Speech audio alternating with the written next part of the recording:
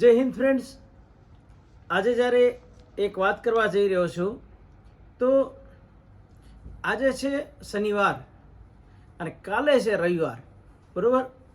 એટલે કાલનો દિવસ છે ને એ ખૂબ જ અહેમ છે. કાલનો દિવસ, બરાબર ને? કારણ કે જે ઘટના ઘટી ગઈ જે ગયા સમયની અંદર, બરાબર, અને ગયા સમયની અંદર જે પણ પ્રોગ્રામો થયા, ઓકે, અને જે રીતે જે પણ કાર્યો જે ગયા વખતના સમયમાં જે પણ થઈ ગયા એની આખી જે શૃંખલા છે એ શૃંખલા માટે થઈ અને કાલનો દિવસ ખૂબ જ અહેમ છે, બરાબર ને?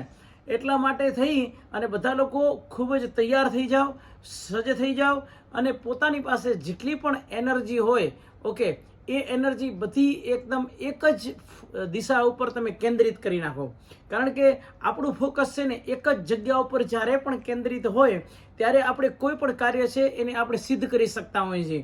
એટલા માટે ભગવદ્ ગીતામાં કીધું છે કે ભ્રુવોર મધ્યે પ્રાણમાં વેશ્ય સમ્યક સતમ પરમ પુરુષ મુપૈતિ દિવ્યમ યદક્ષરમ વેદ વિદો વદંતી વિસંતિ યદ્યતયો વિતરાગાહ યદિચ્છન્તો બ્રહ્મચર્યમ ચરંતી તત્તે પદ્મ સંગ્રહેણ પ્રવક્ષે. તો આજે જેટલા સમયની આપણે અંતરાળની અંદર આપણે ભૂતકાળની અંદર જો એક નજર કરીએ તો એની અંદરથી અનેક ઘટનાઓ આપણે થઈ ગઈ અને અનેક પ્રોગ્રામો કર્યા. અનેક પ્રોગ્રામોની અંદર એક સફળતા મળી, સાથ આપ્યો, આખા સમાજે સાથ આપ્યો અને આખા સમાજનું એની અંદર વર્ચસ્વ રહ્યું. તો એના માટે થઈ અને આખી જેટલી પણ મહેનત છે જે ગયા સમયની, એના માટે થઈને કાલનો દિવસ ખૂબ જ અહેમ છે.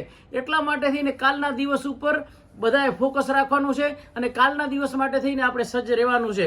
એટલે હવે તમારા મનની અંદર એક એવી વસ્તુ ક્રિએટ થશે તમારા મગજમાં કે કાલનો દિવસ જ કેમ અહેમ છે, શેના માટે છે. તો આ ચેનલને સબસ્ક્રાઇબ કરજો, લાઈક કરજો અને શેર કરજો.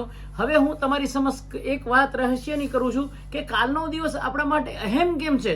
કારણ કે કાલનો દિવસ આપણા માટે એટલા માટે અહેમ છે કારણ કે કાલના દિવસે ભગવાન મુરલીધરની કૃપાથી, ભગવાન કૃષ્ણની કૃપાથી એ દ્વારિકાના પ્રાંગણની અંદર 37,000 અહિરાણીઓ જ્યારે મહારાસ રમશે ત્યારે એક ભવ્ય ઇતિહાસ સર્જાશે અને એ ઇતિહાસના સાક્ષી આપણે બધા જ હશું કે એત ધોનીની ભૂતાની સર્વાણી ત્યુપધારાય અહમ કૃતનસ્ય જગત પ્રભવ પ્રલયસ્તતા. તો આવી વિશાળ ભૂમિ ઉપર અને અસંખ્ય માનવ મેદનીઓની વચ્ચે અને લાખો લોકોની વચ્ચે જ્યારે એક એવો જબરજસ્ત રાસ જ્યારે રમાશે ત્યારે એ રાસના સાક્ષીઓ આપણે પોતે પણ હશું. અને એના માટે થઈ અને જે વિડીયો શૂટિંગ, જે લાઈવ જે ત્યાં કને થઈ રહી છે એ લાઈવ દ્વારા પણ આપણે નિહાળી રહ્યા છીએ. અને આજનો જે 23 તારીખનો કાર્યક્રમ હતો એ 23 તારીખનો કાર્યક્રમ પણ અત્યારે કન્ટિન્યુઅસ છે.